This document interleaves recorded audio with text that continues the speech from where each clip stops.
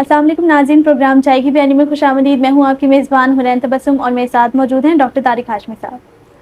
السلام علیکم سر، کسی بھی تحریر کے اگر اسلوب کے حوالے سے بات کی جائے، ویسے تو اگر ہم تھوڑی گہرائی میں بات کریں تو بہت ساری پیچیدگیاں سامنے آتی ہیں، لیکن اگر سرسری سی بات کی جائے تو دو طرح کا اسلوب ہمارے سامنے آتا ہے۔ ایک بہت سادہ سا اسلوب جو ہمارے روزمرہ استعمال میں ہونے والے الفاظ ہوتے ہیں وہ شامل ہوتے ہیں۔ ایک اسلوب ایسا ہوتا ہے جو بڑا پیچیدہ اور بڑا گنجلک سا ہوتا ہے اور مشکل سے سمجھ میں آتا ہے، جیسے کہ یوسفی صاحب۔ تو سوال آج کا میرا یہ ہے کہ کیا کسی بھی تحریر میں ادب کا تاثر قائم کرنے کے لیے یہ ضروری ہے کہ ہم مشکل زبان استعمال کریں؟ تو ہی عموماً یہ رویہ بھی دیکھنے کو ملتا ہے کہ اگر کوئی سادہ سی تحریر ہے تو ہم سمجھتے ہیں کہ جیسے کہ یہ کوئی اتنا کوئی اسے ادب کا نہیں پتہ یا زبان و بیان سے اتنی اس کی واقفیت نہیں ہے، لیکن اگر ہم مشکل تحریر دیکھتے ہیں تو ہمیں لگتا ہے کہ یہ لکھنے والا تو بڑا عالم فاضل ہے۔ تو یہ جو ایک رویہ ہے اس کے پیچھے کیا وجہ ہو سکتی ہے؟ حنین، مجھے آج کا سوال اس لیے بھی اچھا لگا ہے کہ یہ وہ الجھن ہے جو عموماً طالب علموں کے ذہن میں ہوتی ہے یا ہمارے بعض عام قارئین جو ہوتے ہیں وہ یہ سمجھتے ہیں کہ کوئی عالمانہ تحریر ہی ادبیت کی حامل ہو سکتی ہے، باقی جو سادہ کچھ لکھا ہوا ہے تو وہ ادب نہیں ہے۔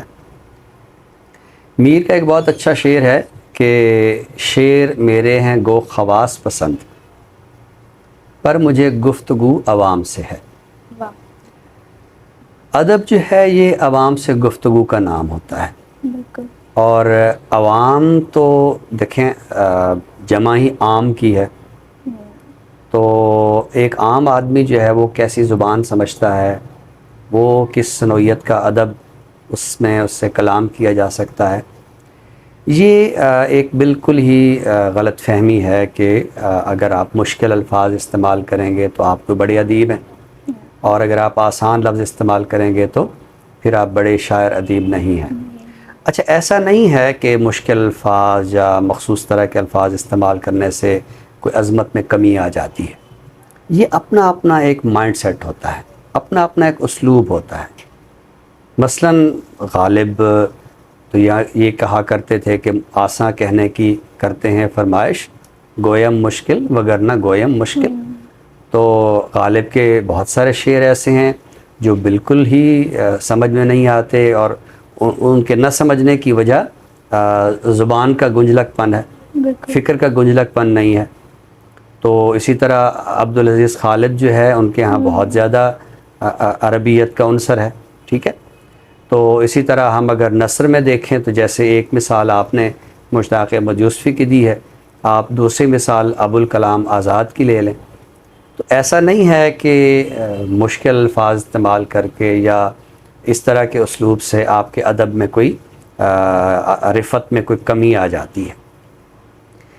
ہر ادیب کا، ہر شاعر کا اپنا ایک ذہن ہوتا ہے کہ اس کو کیسے لکھنا ہے، ٹھیک ہے۔ جیسے آپ دیکھیں بہت سارے لوگ ایسے ہوتے ہیں جو سادہ رہ کر بھی سمجھتے ہیں کہ ہم اچھے لگ رہے ہیں، بعض لوگ سمجھتے ہیں نہیں ہمیں تھوڑا سا اپنے آپ کو بنا سنوار کے رکھنا چاہیے۔ تو یہ اپنا اپنا ایک، یہ تو دیکھنے والا ہے، دیکھنے والے کی آنکھ ہے نا کہ وہ کس کو دیکھ کے وہ اس کو اچھا لگ رہا ہے کہ فلاں شخص جو ہے وہ اچھا لگ رہا ہے، ٹھیک ہے۔ تو ادیبوں کے ہاں بھی ایسے ہے، لیکن ایسا بالکل نہیں ہے کہ آسان لکھنے سے کوئی ادب کی رفت میں کمی آ جاتی ہے۔ آپ نے مثال دی مشتاق احمد یوسفی کی، ٹھیک ہے، ان کی نثر میں بڑا ایک عالمانہ اس کی سطح ہوتی ہے، لیکن پطرس بخاری کے ہاں کون سی عالمانہ سطح ہے؟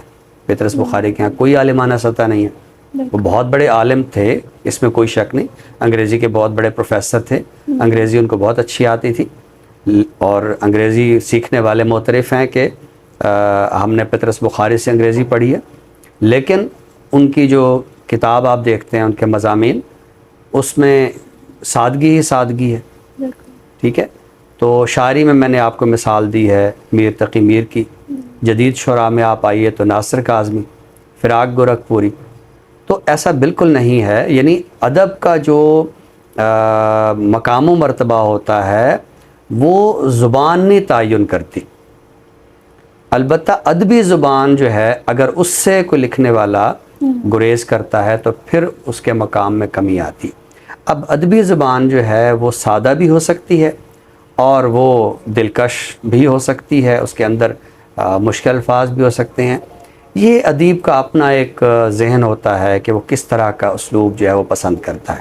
اب ابوالکلام آزاد کو سادہ نثر لکھنا ان کو یعنی ان کا مزاج نہیں تھا وہ سادہ نثر لکھیں، بلکہ ان کے بارے میں تو یہ ہے کہ وہ جب گفتگو کرتے تھے تو گفتگو میں بھی بعض اوقات پیچیدگی آ جاتی تھی. تو ویسے اچھا ادب اور بڑا ادب میرے نزدیک تو وہ ہے کہ جس کے اندر بہت زیادہ سادگی ہو، ہاں اس کے اندر فکری گہرائی اور اسلوب کا ترفع جو ہے وہ ضرور ہونا چاہیے. بہت خوبصورت، بڑے اچھے سے آپ نے میرے سوال کا جواب دیا اور گفتگو کو سمیٹا. ناظرین، پروگرام کے دوسرے حصے کی جانب یعنی تخلیق کی جانب بڑھیں گے. آج ہم بات کریں گے صفدر سلیم سیال کے حوالے سے. جھنگ سے تعلق رکھنے والے شاعر ہیں.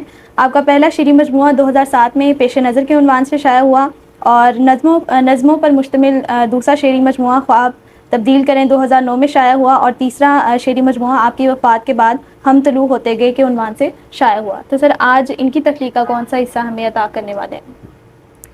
صفدر سلیم سیال جھنگ کی جو تخلیقی فضا ہے اس کے حوالے سے ایک بہت ہی معتبر نام ہے، اور اب تو ان کا کلیات بھی منظر عام پہ آ چکا ہے. ہم نے ایک پروگرام میں اس کلیات کا تعارف بھی پیش کیا تھا. تو آج ایک غزل میں نے انتخاب کی ہے. یوں دیکھنے کو تو قامت کشیدہ رکھتے ہیں، یوں دیکھنے کو تو قامت کشیدہ رکھتے ہیں، کسے خبر ہے کہ ہم دل دریدہ رکھتے ہیں، کسے خبر ہے کہ ہم دل دریدہ رکھتے ہیں. صدا نہ دے ہمیں اس پار سے غم دوراں، صدا نہ دے ہمیں اس پار سے غم دوراں، تجھے خبر ہے کہ ہم بازو بریدہ رکھتے ہیں، تجھے خبر ہے کہ بازو بریدہ رکھتے ہیں. یہ کیسے لوگ ہیں کرتے ہیں پیار بھی ہم سے،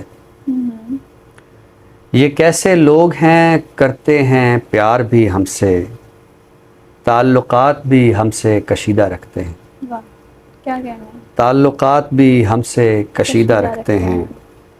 تمہارا حق ہے سنبھل کر مگر بیان کرو، تمہارا حق ہے سنبھل کر مگر بیان کرو، کہ اور لوگ بھی اپنا عقیدہ رکھتے ہیں، کہ اور لوگ بھی اپنا عقیدہ رکھتے ہیں. نہ جانے کب کوئی پیاسا پلٹ پڑے یوں ہی، نہ جانے کب کوئی پیاسا پلٹ پڑے یوں ہی، ہم اپنی آنکھیں صدا آپ دیدہ رکھتے ہیں، ہم اپنی آنکھیں صدا آپ دیدہ رکھتے ہیں. تمام شہر سے ہے اپنی رسم و راہ سلیم، تمام شہر سے ہے اپنی رسم و راہ سلیم، تعلقات مگر چیدہ چیدہ رکھتے ہیں، تعلقات مگر چیدہ چیدہ رکھتے ہیں. یوں دیکھنے کو تو قامت کشیدہ رکھتے ہیں، کسے خبر ہے کہ ہم دل دریدہ رکھتے ہیں. واہ، بہت خوبصورت، بڑی خوبصورت غزل آپ نے عطا کی. پروگرام کے تیسرے حصے کی جانب یعنی آخری حصے کی جانب اور تعارف کی جانب بڑھتے ہیں. سر آج تعارف کے لیے کون سی کتاب پیش کریں گے؟ آج عالمی ادب کے نمایاں اردو تراجم اس عنوان سے بڑی اہم کتاب ہمارے سامنے ہے. اس کو مرتب کیا ہے اور اس کا انتخاب کیا ہے صباحت مشتاق نے. ہمارے اردو ادب میں ہم دیکھتے ہیں کہ جہاں تحقیق کا شعبہ ہے، تنقید کا ہے، تخلیق کا ہے، وہاں ایک بڑا کام ترجمے کے حوالے سے ہو رہا ہے. بالکل. فکشن کا ترجمہ بھی ہو رہا ہے، شاعری کا ترجمہ بھی ہو رہا ہے، ڈرامے کا ترجمہ بھی ہو رہا ہے. تو صباحت مشتاق نے یہ بہت اچھے تراجم کا انتخاب کیا ہے. ہم اگر اس کے مندرجات کی جانب جائیں تو سب سے پہلے ہمیں یونانی ادب میں ہومر کی جو اوڈیسی ہے اس کا ترجمہ محمد سلیم الرحمن صاحب نے کیا تھا، اور یہ بڑا شاندار ترجمہ ہے. اگر آپ دیکھنا چاہتے ہیں کہ ہومر کی جو شعری روح ہے وہ کس متن میں ہے تو وہ اوڈیسی میں ہے. تو ہومر کا یہ ترجمہ ہے. اس کے بعد ہم دیکھتے ہیں کہ فرانس سے فلابیر اور موپساں، یہ دو بڑے اہم لکھنے والے ہیں. تو سالک صہبائی اور ڈاکٹر کوثر محمود انہوں نے تراجم کیے ہیں. فلابیر کی کہانی موت کا رقص اور موپساں کی کہانیاں مقدس پانی چھڑکنے والا اور مومی گیند. اس کے بعد روس میں پشکن اور ٹالسٹائی ظاہر ہے بہت بڑے نام ہیں. بالکل. تو گھوڑا چوکی کا منشی یہ مجتبی عباس کا ترجمہ ہے، اور منٹو کا ترجمہ جو کہ ٹالسٹائی کا ہے وہ 3 سوال، اور صابرہ زیدی رقص کے بعد، یہ بھی ٹالسٹائی کی کہانی ہے. تو یہ ایک پوری تفصیل ہے، ظاہر ہے کہ یہ تو اپنے ناظرین کو کچھ تھوڑا سا ایک چکھانا ہوتا ہے کہ یہ چیزیں میں شامل ہیں. تو ایک طویل فہرست ہے ہمارے سامنے، ہم آگے جا کر دیکھتے ہیں تو برطانیہ ہے، برازیل ہے، چیکو سلواکیہ ہے، ارجنٹائن ہے، جرمنی ہے، مصر ہے، اور پھر بھارت اور بنگال. تو یہ فکشن کے جتنے بھی اہم تراجم ہیں ان کا انتخاب ہے. اس کے بعد آتے ہیں شاعری کی طرف. تو اس میں ایران سے مولانا روم کی مثنوی ہے، اس کا ترجمہ قاضی سجاد حسین نے کیا ہے. ویسے مولانا روم کا تعلق ایران سے تو نہیں ہے، وہ تو افغانستان سے ہے. بہرحال چونکہ ایک مشہور ہو گیا ہے کہ فارسی جو ہے وہ ایران میں بولی جاتی ہے، بالکل ایسے ہی. تو سرزمین فارس ایک زمانے میں تھی، تو اس وقت ممکن ہے کہ افغانستان کا شمار بھی سرزمین فارس میں ہو، لیکن بہرحال اسے ایران نہیں کہا جا سکتا. تو اس کے بعد عمر خیام کی رباعیات کا ترجمہ میرا جی نے کیا تھا، اور پھر قرۃ العین طاہرہ کی کچھ غزلوں کا ترجمہ ہے. اسی طرح برطانیہ سے جان ملٹن، اور آگے بڑھتے ہیں تو ہمیں William Wordsworth, John Keats, P B Shelley, James Joyce اور ٹی ایس ایلیٹ. اس کے بعد ہم دیکھتے ہیں کہ امریکہ میں رابرٹ فراسٹ، والٹ وٹمن. اچھا والٹ وٹمن کا ویسے انہوں نے شان الحق حقی کے ترجمے دیے ہیں. قیوم نظر نے گھاس کی پتیاں کے عنوان سے ترجمہ کیا ہے، اگر اس کا بھی کچھ حصہ اس میں شامل ہو جاتا تو بہت شاندار ہو جاتا.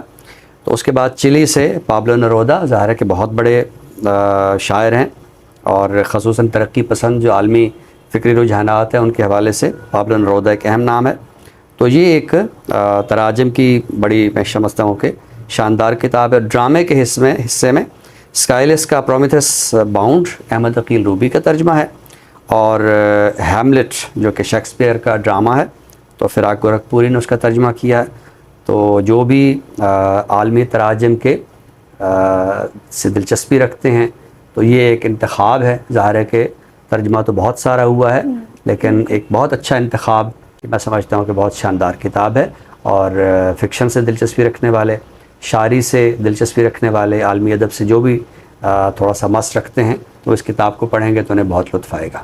بہت خوبصورت، ہمیشہ کی طرح منفرد اور دلچسپ کتاب کا تعارف آپ نے پیش کیا. ناظرین اسی کے ساتھ ہی آپ سے اجازت چاہیں گے، نئے موضوعات کے ساتھ انشاءاللہ آپ کی خدمت میں دوبارہ حاضر ہوں گے. تب تک کے لیے اپنی میزبان حرین تبسم اور ڈاکٹر طارق ہاشمی صاحب کو دیجیے اجازت. اللہ حافظ. اللہ حافظ.